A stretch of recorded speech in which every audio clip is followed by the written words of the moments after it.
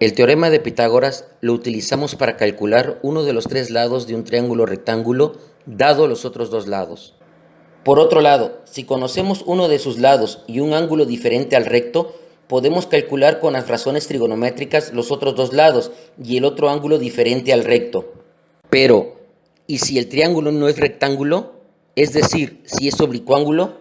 Para este caso, utilizaremos la ley de los senos y la ley de los cosenos.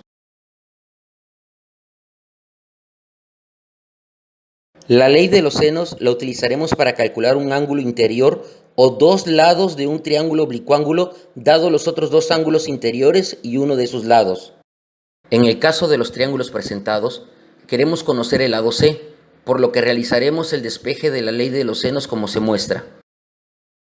En cambio, si nos pidieran calcular el lado B, tendríamos dos incógnitas, el lado B y el ángulo beta.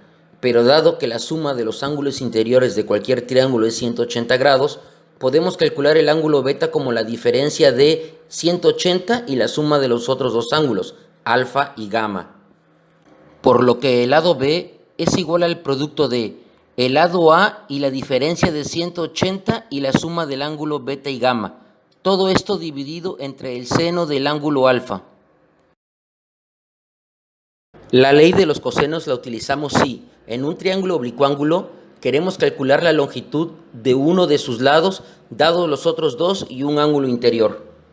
Si el ángulo está comprendido entre los lados conocidos, tenemos que el lado desconocido está dado por la siguiente fórmula. Si el ángulo no está comprendido entre los lados conocidos, entonces para resolver el lado no conocido, despejamos y este nos arrojará la siguiente cuadrática.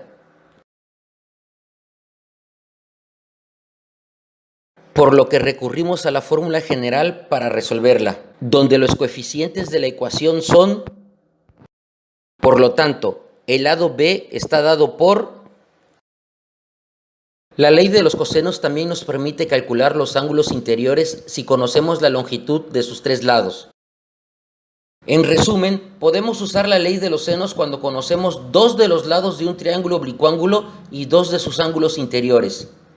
Y la ley de los cosenos cuando conocemos los tres lados del triángulo oblicuángulo o dos de sus lados y un ángulo interno.